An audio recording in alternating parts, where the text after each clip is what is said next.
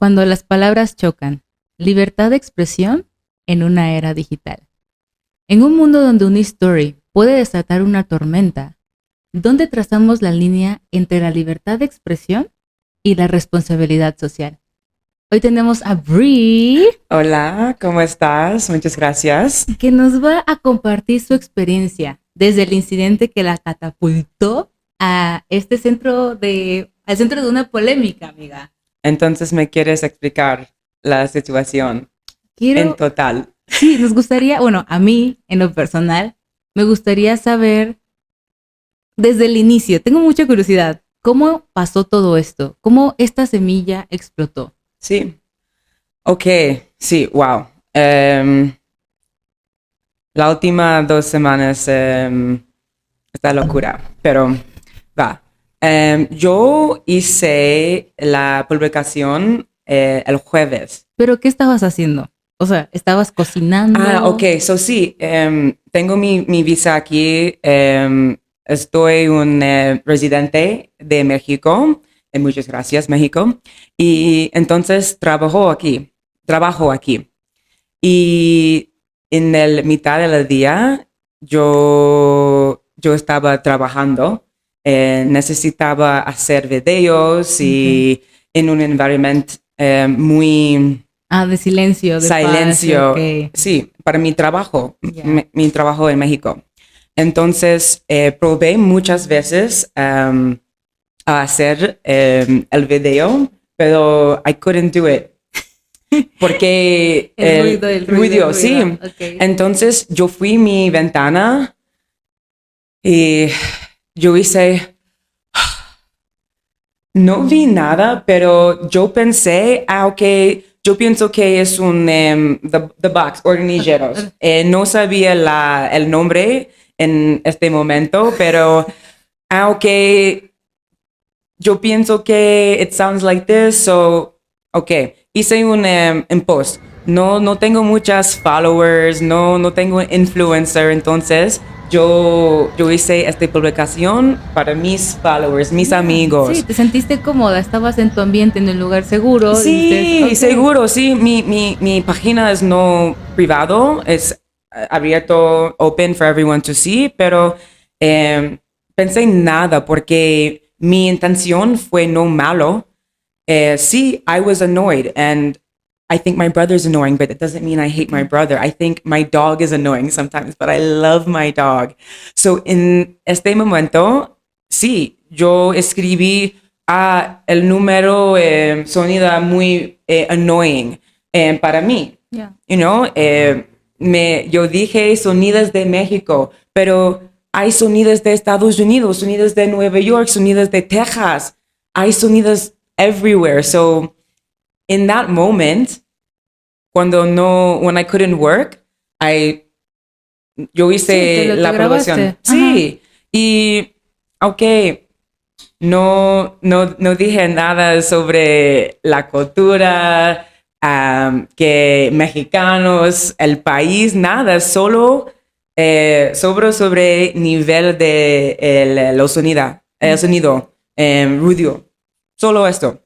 Entonces yo hice esto en el viernes y ya, ok. Y la próxima día, en la mañana, en viernes... Yo me acuerdo, o sea, ese día creo que nos vimos. Sí, normal.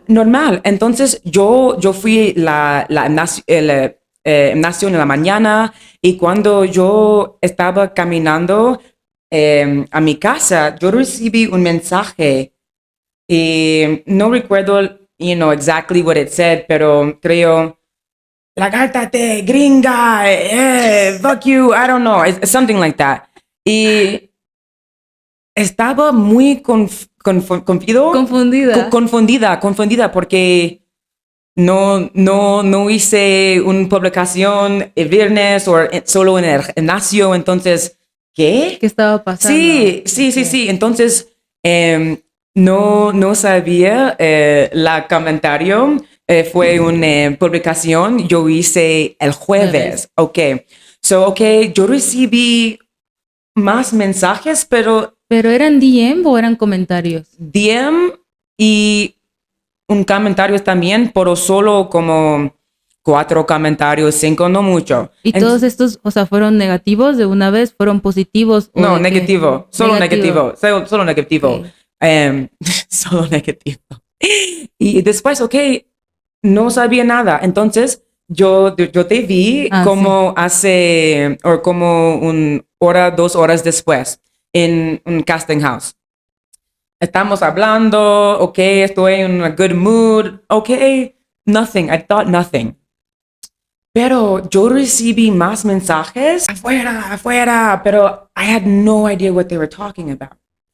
So, yo recibí otro mensaje, fue muy racist, very racist. And I was like, they're saying this because I said a sound was loud. Entonces, yo hice una otra publicación, yo screenshotted the racist comments y yo escribí algo, no recuerdo, pero, like, this is double standards. I'm not going to say sorry. And, but I was only saying I'm not going to say sorry about saying a noise was loud or annoying, because I don't think that's rude. Like, again, something can be loud, something can be smelly, whatever, just to make the observation. To me, in that moment, I didn't think it was disrespectful. Yeah. Entonces, yo hice una publicación con el screenshot de comentarios muy racist. You guys don't like when people say, this, so why are you saying it to me? This is a double standard. Like, I only said a sound was loud. Pero no sabía, personas se fue enojado con mi comentario, which I understand. Don't give them money, it's annoying. And ellos made it about the cultura. Okay. And nothing was about the culture. Nothing in my mind was about the culture. O sea, solo era, el sonido es muy ruidoso y ya. Solo eso. Okay. Y ya tú sabemos, Ciudad de México es ruido. Nueva York es ruido. Muchas ciudades son ruido. Sí. Entonces, solo un comentario about the noise. Okay. And then, más. Y no entendí. Like, I didn't understand still. Okay. Pero la agencia me escribió, ¿qué pasa, Brianna? It's a part of our culture, but it will pass. We'll just give it a couple days. Okay. That's what they said. I said, okay, like, do I need to be worried about anything? And they said, no te preocupes, like, todo bien, like, okay, and, 2-3 días, nada más, okay. Todo se va a olvidar. Ya. Entonces, más mensajes. Entonces, empezaron a llegar. Sí, en Instagram y todos mis redes de social.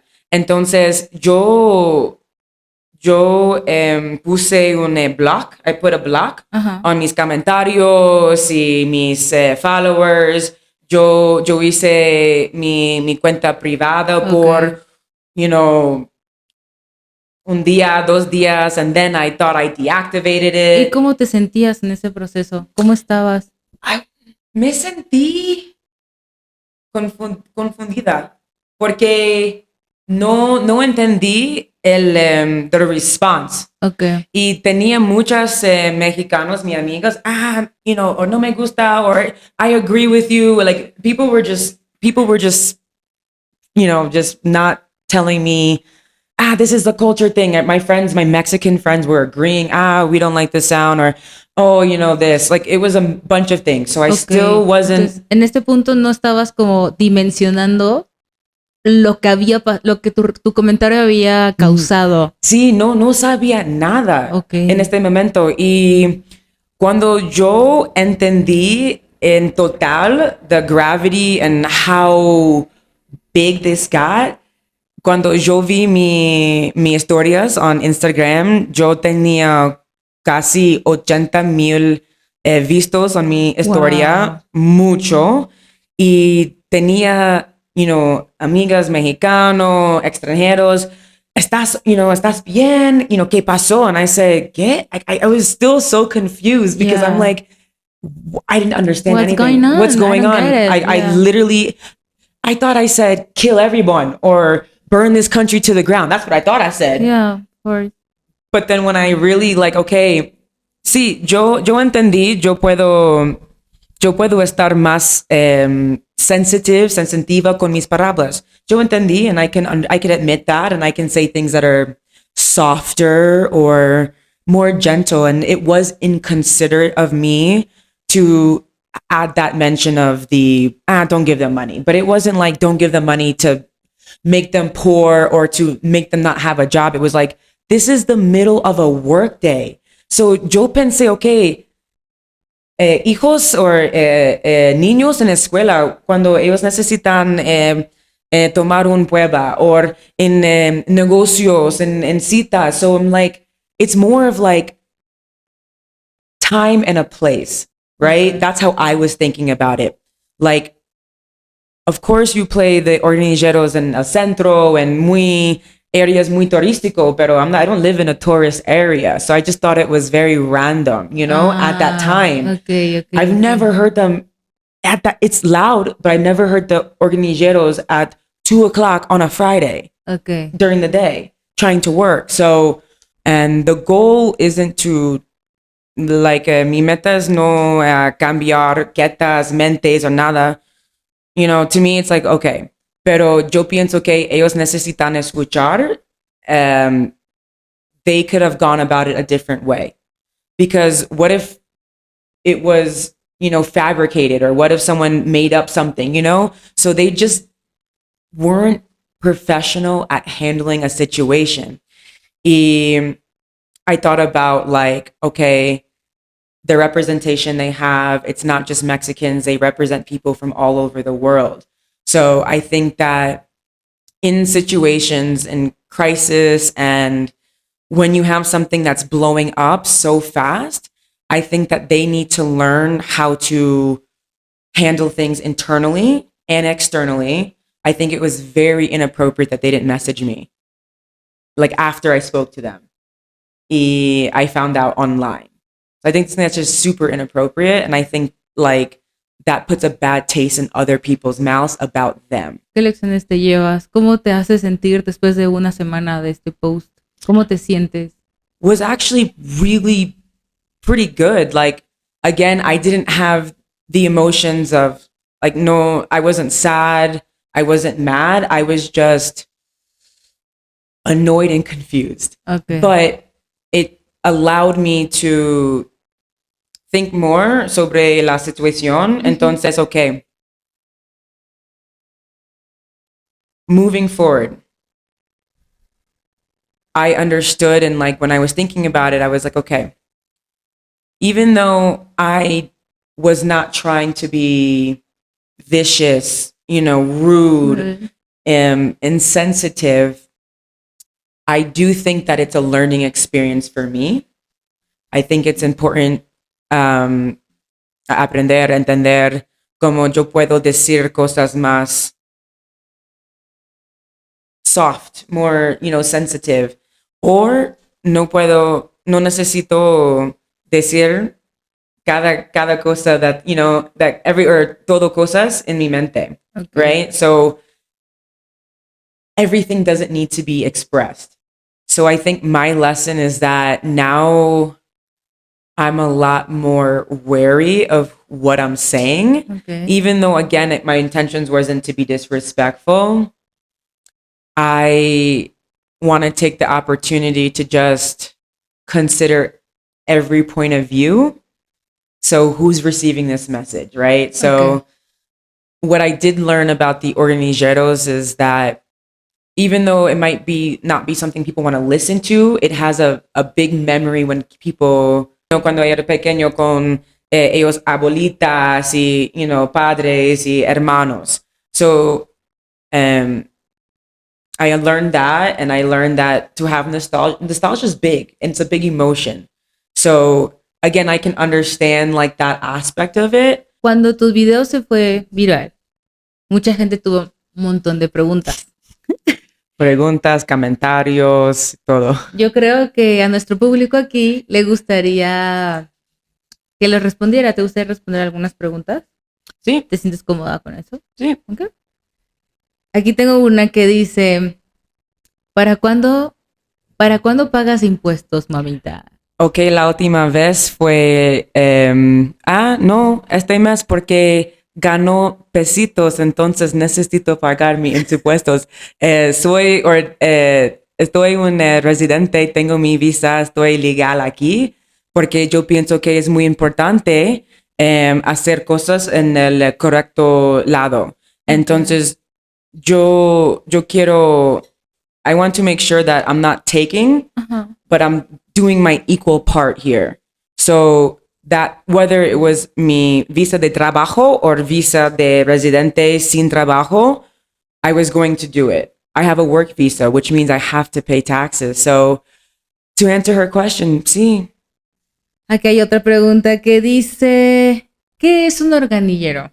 I would say, ¿cómo se dice? Yo diría cómo es un...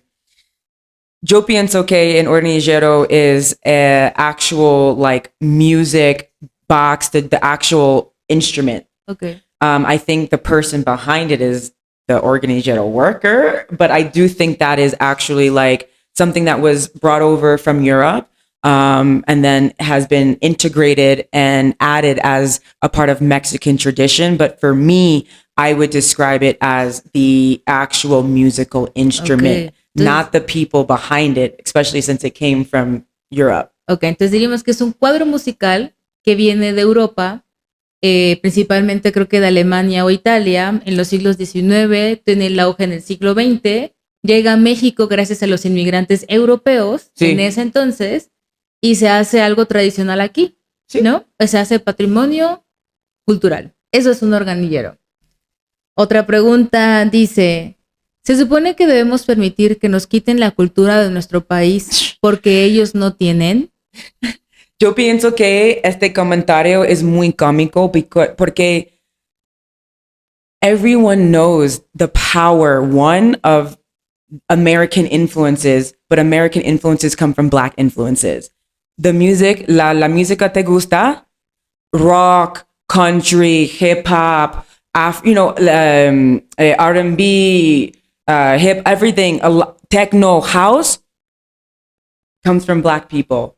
The food, the way that this hair is, yo veo muchas mexicanos aquí con ellos pelo como este, is from Black people. The nails comes from Black Americans, the style. And again, not everything, but the culture of America is so prevalent within Black culture, and Black culture really does penetrate throughout the world.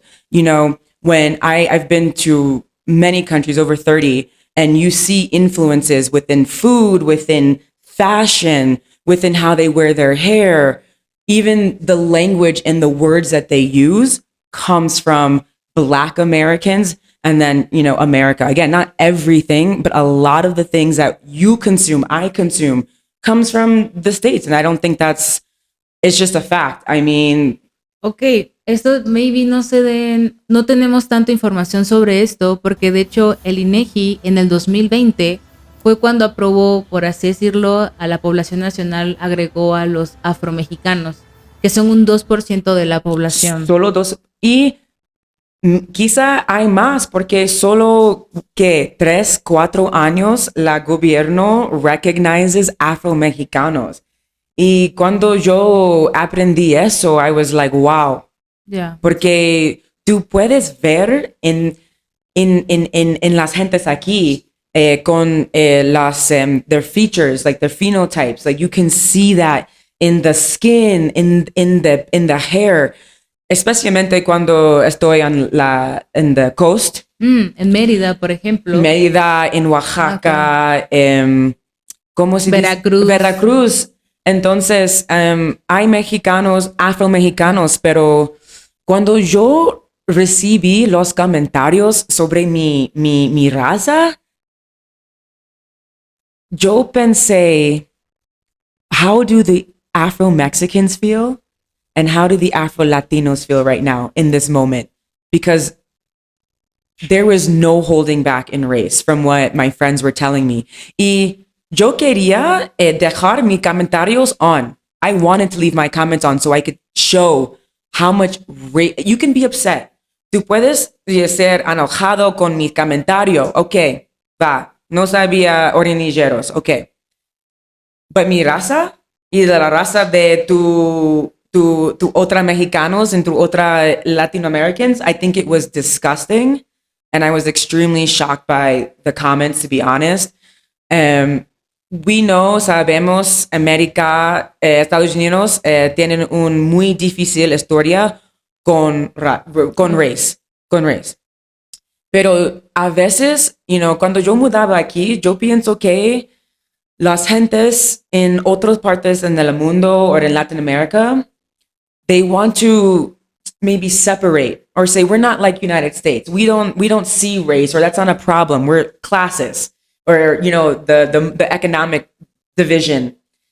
Pero yo pienso que es ambos. Ellos trabajan juntos porque en Estados Unidos tengo un gran vida. I have a great life in the United States. I didn't experience the colorism and the racism I face here. And it doesn't mean it doesn't exist in the United States. We know it exists, especially with brown and black men.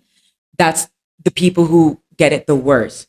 But I never experienced colorism to the degree I have until I actually moved to Mexico. Y cuando yo digo con mis otros amigos, afroamericano, afro-latino, ellos dicen la misma cosa. La encuesta nacional de discriminación sacó que del 2021 al 2022 salió que hay un porcentaje de un 23.7% de personas que sufren de discriminación. O sea, imagínate, atrás de la población hay un 23% de personas reales que tienen como barreras su tono de piel, su origen o su etnia. Muy alto por ciento. Muy alto. Exacto. Y mis amigos me escribieron, I cannot take how racist they're being. It makes me feel really bad about how they view me in Mexico. Do they think this about all Black people? Are they just saying this to say this, or is this how they really feel? So I only turned my comments off because I wanted to expose it. Quería. But it was other people who were being affected by the nasty racist comments being said. Por un comentario de los organilleros, por la música nos fuimos a las razas. Es no juntos, es separado, es de frente. Y otra vez, tú puedes ser enojado con los comentarios sobre my ignorance of not knowing the organilleros, the cultura behind the organilleros. But again, when you bring race into it, it kind of exposes, I think, this country a little bit more, or Latin America, or just the issues that this whole world has when it comes to anti-Blackness. So there's a big anti-Blackness in Latin America. And that's just like, not respecting, not giving grace, not treating me or seeing me as equals. And the thing that shocked me the most was los comentarios muy racista. Fue mexicanos obscuro, okay. más no blanquito. Like, sí, morenos. Okay. I see some, white Mexicans and stuff like that, but most of them were morenos. Okay. De hecho, yo creo que existe no hay una conciencia de lo que es light skin, moreno, blanco, o la gente no es consciente de el tono. Ok, mi comentario va a... Yo estaba en la universidad, es una universidad aquí en México, y en una de las escuelas, las maestras... un alumno comenta, maestra, ¿es verdad que en la Biblia dice que Dios no quiere a la gente negra? Y él es moreno, ¿sabes? O sea, él lo dijo, todos los demás eran blancos, incluyendo a la maestra, y la maestra afirmó este comentario, es verdad, en la Biblia dice, y mi impotencia va ahí en ese momento iba a que nadie era consciente de que el que había hecho el comentario no era blanco. O sea, él no es consciente de sí mismo. Y si ni siquiera desde ahí partimos de quiénes somos, ¿con qué narrativa se está escribiendo la historia? Digo, incluso en el libro de la SEP salían cosas muy racistas en donde no se están teniendo en cuenta a los afromexicanos. Hablamos del INEGI, que en el 2020 fue cuando reconoce a ello. Entonces, repito, ¿con qué narrativa se está escribiendo la historia quién la está escribiendo y por qué. Esto de la gentrificación es... ¿Qué narrativa es? Pensémoslos bien, ¿a quién realmente beneficia la gentrificación? ¿Más dinero al país? Arreglamos las colonias, suben los precios de las propiedades, más impuestos, ¿para quién? Más turismo, ¿para quién? Más negocios, más inversiones, ¿para quién? ¿A quién está beneficiando esto y a quién no está beneficiando? El desplazamiento como efecto colateral en un mundo globalizado, la gente que hace que la colonia se mueva, funcione, exista, ya no puede sustentar el costo de vida ahí, ni siquiera de los alquileres de las casas. ¿A quién le beneficia esto y por qué? Yo pienso que es muy importante estar aware of the conversation of gentrification. Are you playing a part in gentrification? Because not everyone that comes here is a gentrifier. There are people who do gentrify, who don't want to aprender la idioma, aprender la cultura, historias, integrate con las comunidades aquí. Pero yo pienso que hay gentrification, pero yo pienso que not to the degree of what it's being projected at towards specific people. I think that when it comes to gentrification, yo pienso que la palabra is misused in a lot of the words, in a lot of the cases. In order to gentrify, you were talking about it, about coming into a colonia, an area, buying it, renovating it, and making it cost more. So when you really think about gentrification, and a big part of gentrification is people accommodating those who are coming in. So yes, we see gentrification happening, or we see Europe, I would say the West, because I'm not going to lie, it's kind of annoying when people only say gringos or Americans, like Europeans and Canadians don't exist. They exist, and they're here as well. Just putting that out there. I mean, you only hear America, but there's so many Europeans here. There's so many Canadians here. The euro has more weight than the dollar. So, I mean, like, they can, it's como 22% más carísimo a vivir aquí que hace 2-3 años. Y when it comes to gentrification, I think that we need to look at it on all sides, right? Yes, their spending power tends to be a bit higher coming from the West. We know that. But I've never heard of an American, a Canadian, or a European saying, oh, este renta es muy barato. Tú puedes charge más, como doble. I've never heard that before. So I think we have to look at it on all angles. For the last year and a half, 2 years, cuando yo estaba buscando para un DIPA, it took me 2-3 meses a encontrar algo porque las rentas son muy carísimo, muy carísimo. But who's making the rent? ¿An americano o el mexicano? Ok, estamos hablando de que el mercado se mueve de acuerdo a quién puede pagarlo. En este caso, tenemos que las rentas en ese entonces eran accesibles. Vienen las personas extranjeras, ya sea europeos, canadienses, estadounidenses, vienen, se empiezan a quedar aquí con un poder adquisitivo más alto que los mexicanos, y entonces, ¿quién empieza a subir los precios? ¿Quién empieza a subir las rentas para ese mercado nuevo que acaba de llegar con ese poder adquisitivo? O sea, ¿a quién realmente le estamos poniendo nuestra energía y por qué nos estamos separando? Hay que ver la historia conscientemente, de dónde viene, de dónde está la raíz. ¿Nos conviene estar separados? Yo pienso que hay necesita reglas o...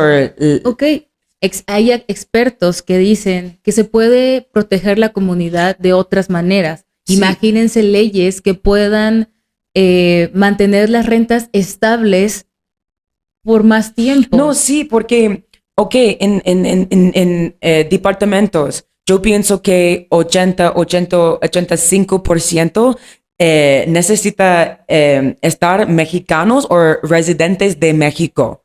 Y las presión necesita I don't know how they do it here. I don't know if it's like, I think 10% they can't raise it after a year if it's in the contract. There needs to be, estipulado. Sí, fuerte leyes to protect everyone, because I think it's out of control. And now you're getting to the point where you hear Americans and Canadians and Europeans saying, oh no, este tipe es muy carísimo. No pago el mismo precio, or they want me to pay the same price in the United States as here. And Ciudad de Mexico is fantastic. It's amazing, but the price market is not the same. So what can we do? I mean, I'm not a citizen, so I can't vote, but where can I don't want to say anger, but where could the attention be directed to, right? How can we protect people from things like that? You've heard of like the issue with OXXO. OXXO is Mexican, but they're gentrifying in ways as well. And that's a Mexican company pushing out decimos mom and pop shops, mom and pop shops, and they're pushing them out. And then they're bringing in an OXXO and a 7-Eleven, right? 7-Eleven I know is in the negocio en Estados Unidos, but OXXO is Mexicano. Mm-hmm. So there's a lot of different things happening. And I think that also, what the problem is that when it comes to gentrification, sometimes it's hard to know what the real facts are with the numbers, but what you can see is more white people or people that don't look like they're from here, or más inglés or francés. Superficial. Sí. Lo superficial. Exactamente. So but you don't know if I'm a tourist for 1 week, or si estoy un residente viviendo si aquí, mexicana. O mexicana, afro-mexicana. Tengo afro-mexicanos amigos. So you don't really know, but it's, they're speaking English. Largarte, afuera. Like, I only hear English and French and all this stuff. But I think it's also like context. If I'm going to China for 2 weeks, don't expect me to know Mandarin or Cantonese. Maybe a couple of phrases, but you don't know who's a tourist and who's not. Seamos más conscientes a la hora de apuntar. Sí, y la otra problem, it happens to me all the time. I told you this the other day. Estaba con mi amiga. Ella es americano, pero ella vivió en Brasil por tres años, y ella vive aquí por dos y mitad, y ella habla español. Y fuimos a un restaurante el otro día. Hola, ¿cómo estás? Buenas tardes. ¿Podemos sentar? Yes, come. Here's a seat. What would you like to drink? Okay, ¿podemos ver un menú? Yes, of course. Here are our specials today. Sí. ¿Por qué me hablas en inglés? Nunca hablo en inglés si no conozco, o es un servicio o qué. Nunca hablo en inglés, y mis amigos también.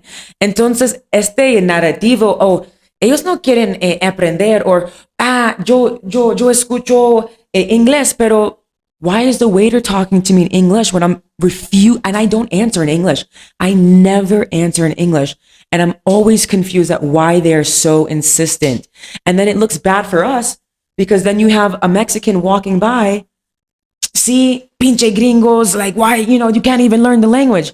But you didn't hear me speak in Spanish, but he's responding to me in English. And this doesn't happen obviously this is not the whole for everyone, but there are so many different sides that people are not seeing or don't want to see. Like, como mi redes sociales. Okay, you bring something up, like jugar de Twitter hace 15 años, pero you skip all of my posts about how much I love Mexico and it's my favorite country, and I've come here multiple times for 8 years straight. You miss my Pinterest board that has all Mexico on it. So it's like, I understand the frustration. I understand it, but it's hard to understand everything when some things are misdirected. Cuando no te haces responsable de ti mismo, cuando no investigas, cuando no te educas y literalmente existe muchísimas maneras actualmente. Hay documentales, hay podcasts en donde te puede ayudar a ver otras narrativas de otras culturas. Creo que todo empieza en abrir nuestras mentes, abrir nuestros corazones a entender y a aceptar toda la riqueza que está alrededor de nosotros, porque no va a cambiar. Todos estamos buscando cómo ampliar nuestro portafolio, pero ¿quién es el que nos está permitiendo movernos libremente por todo el mundo? Porque esta situación no solamente pasa aquí en Ciudad de México, esto está llegando aquí a Ciudad de México, Panamá, Los Ángeles, Nueva York, Barcelona, todos ellos han sido testigos de la gentrificación y cómo el pueblo o cómo nosotros los mortales hemos estado tratando de luchar contra esto o vivir o atravesarlo. Sin embargo, no, esto es más grande que nosotros, esto es más grande que ella y yo, esto es más grande que todos nosotros juntos. Más bien, hay No que... soy mi gobierno. No, pero tienes razón. Doesn't feel good. It's happening in New York. It's happening, like you said, in Los Angeles, in Panama, Brazil, in Portugal. In Portugal, there's a lot of expats that was moving to Portugal también. So there's been multiple conversations, but it's how can we exist juntos y compartir ideas y culturas y tradiciones, because that's how it's going to work. We don't want it to be a divide. And a veces, cuando, I think sometimes in the principio me sentí muy malo estar aquí en México. Como al principio cuando recién llegaste. Sí, porque, ¿por qué estás aquí en México? It's very confusing sometimes, like the sentiment. Sometimes you get, we love that you're here, we love, or it's like, get out. Y yo vi una publicación that went muy viral. Y es un americano, ella tomaba una foto en Roma y ella escribió, Mexico is magic, come here for a week. People were enojado, grosero, no, come to Mexico. And it's like, do you want one thing? Okay, antes mudaba aquí. Antes, la primera vez venido aquí, no sabía nada sobre México. Nada negativo, nada positivo, nada.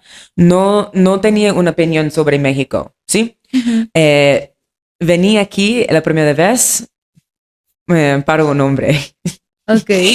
Y, so mi mente fue muy abierto, like open, Y la primera vez venía aquí, I told myself, si no vivo en México, yo quiero visitar mínimo cada año, mínimo. Because it's magical. Because at least for me, what I see on TV is not what I think is real. And unfortunately, being Black in Mexico, I think sometimes people look at a Black person and are like, is it the same in TV, in the movies? ¿Puedo tocar tu pelo? Tu piel, like it's a lot sometimes. Yeah. But I came with an open mind because I love this place, right? Don't you want people to think very positive things about Mexico? Yo pienso que México es muy positivo. Hay muchas cosas más positivo sobre México que negativo. Y yo pienso que eso sobre muchas cosas, cada país, sí, más positivos que negativos. Entonces, cuando tú tienes personas de afuera de México, especialmente the West, white people, where white people think Latin America is scary and places other than Europe and United States and Canada are scary, don't you want people to say good things about your country? I only hear good things about Mexico, but when people say good things, it's get out of my country, leave. But then, don't you want the good stuff to be shown? Like, I know a lot of people when they moved here, no tienes miedo. No, porque Nueva York tiene buen partes y malo partes. Como todo el mundo. Todo Panamá, el mundo. Los Ángeles, yeah. Exactamente. The most richest. Brasil. Exactamente. Brasil, Panamá, Colombia, Venezuela, everywhere. Yeah. So it's very confusing for an extranjero to say something good about Mexico, and then people are so upset. And it's like, I understand a little bit, but I don't understand the full story. And it's like, we're showing the country off really well. And we do understand it's not the case for everyone. Same thing in America. Estados Unidos has a lot of poor people, a lot of sick people, a lot of uneducated people. And it must be frustrating for them as well to have people come in and visit. But don't you rather something positive be said versus, ugh, Mexico is scary. I don't know if you guys should come here. No, this is a beautiful place, just like every other place. So ayúdame, mis, my friends extranjeros a entender. What can we say? How do you want us to say it? What, ¿qué yo puedo hacer to make you guys feel more comfortable about people being here? Because Ciudad de Mexico is changing. It's ciudad internacional. It's cosmopolitan. That is a positive. That is a good thing. That means there's more businesses from coming here, more people visiting your beautiful country, aprendiendo tu culturas, tu historias, tu tradiciones. So there's a lot of things happening in Mexico right now that are, mostly positive, some negative. How do you guys want that, to look like? Like, do you want Mexico to go back 20 years and have no one visit? I want to understand what makes people feel good here about our positioning, because ayer con mi amiga, ella es Ecuadorian y American. She was born in Ecuador, but grew up in the States. And we're walking. ¿Por qué ¿cómo se dice sign? La señal. No, ¿cómo se llama? Sign, it's like... Whatever. Anuncio. El anuncio. Ajá. Amy, and yo dije, ¿por qué en inglés? Come enjoy the best dessert or whatever. I'm like, wow. ¿Por qué? Y mis amigos, mis americanos amigos, cada día, ¿por qué estás en inglés? Estamos en México. Si un americano no pueden hablar en español, okay, it's their fault they can't speak in Spanish. But why would you change your business to cater to that one person who can't speak Spanish?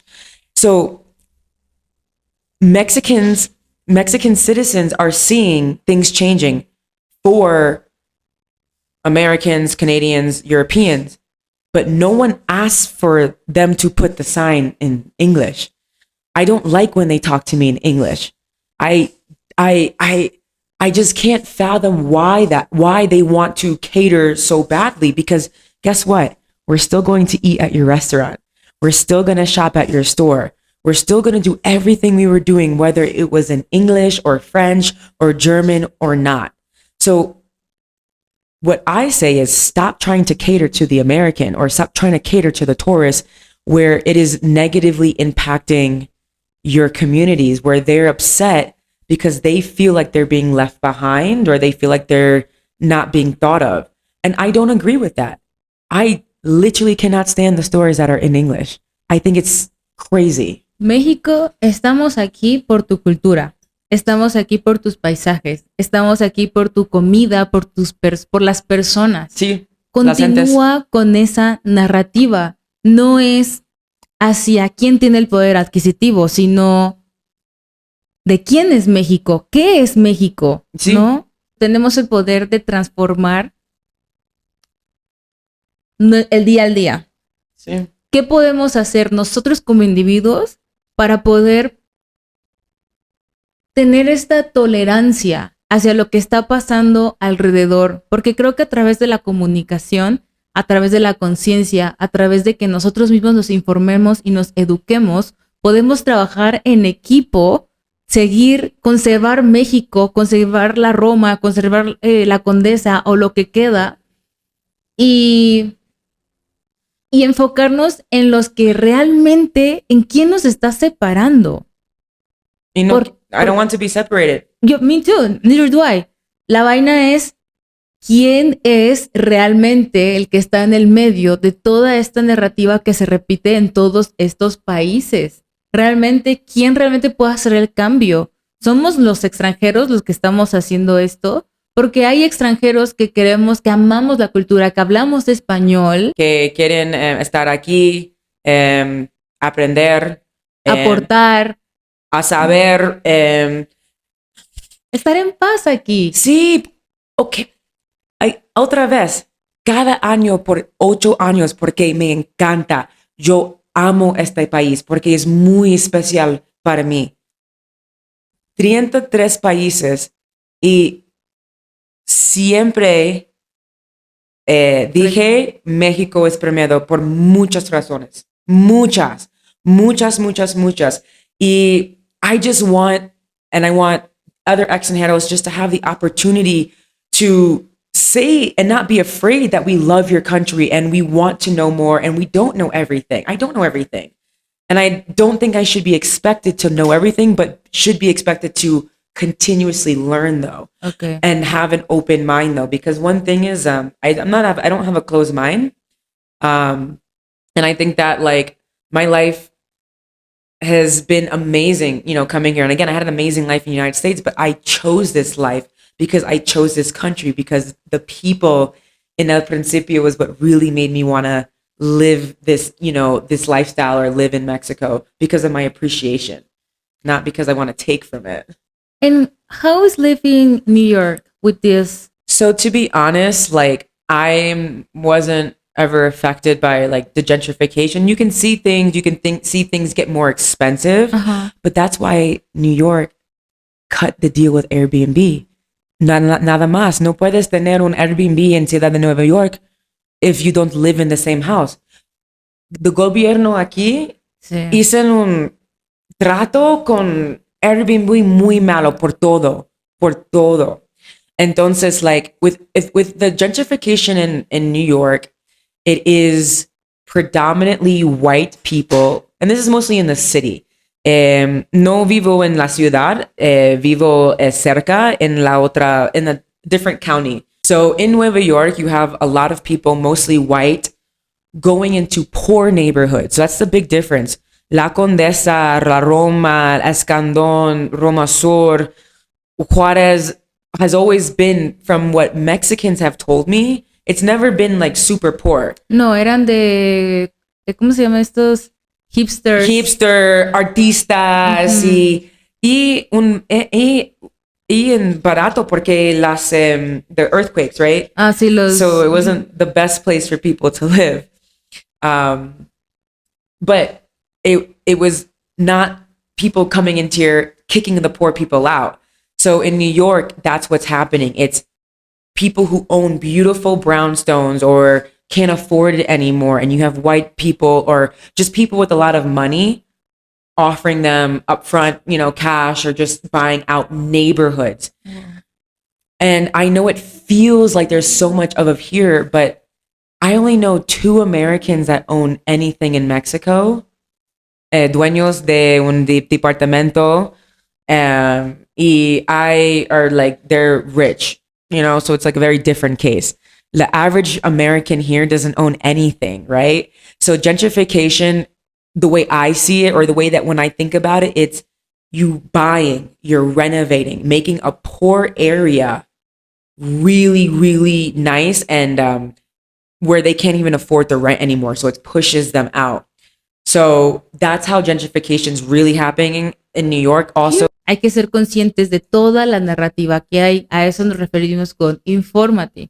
Está la parte de la gentrificación, está la parte de la inflación, está la parte de la oferta y la demanda, del que tiene el poder adquisitivo es el que está moviendo el mercado y los precios.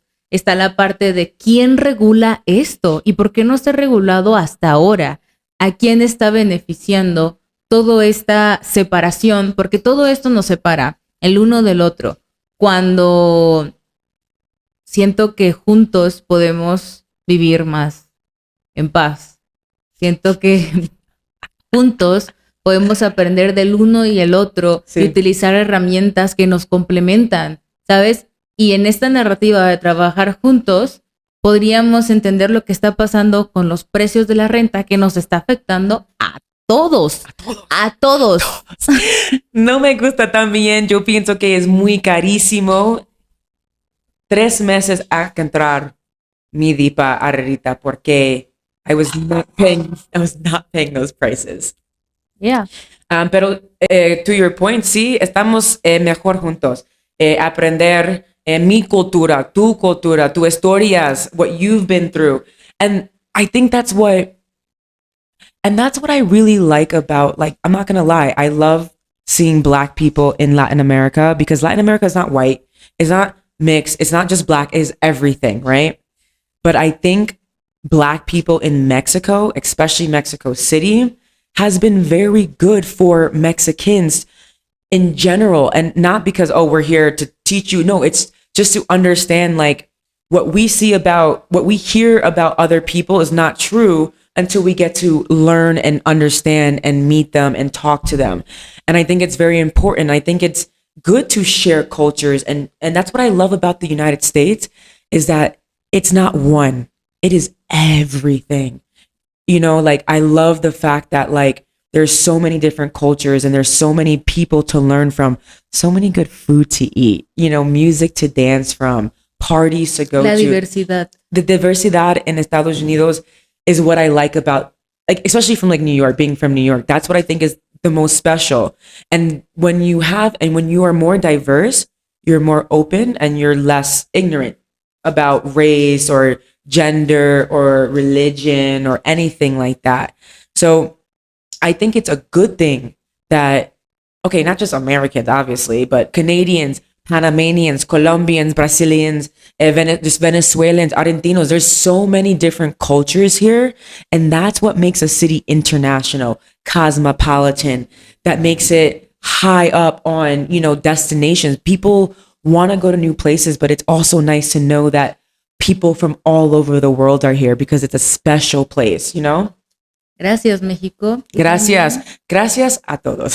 Yeah. Gracias por estar aquí, gracias por escucharnos, gracias por abrir tu mente. Los invitamos a todos a abrir su corazón porque toda esta diversidad, pues aquí se va a quedar, no va a ir a ningún lado, solo vamos a atravesarla y vamos a estar disfrutándola. Entonces, Disfrutándola, sí. gracias, Bri, por estar aquí. Gracias por compartirnos tu historia. Gracias, muchas gracias.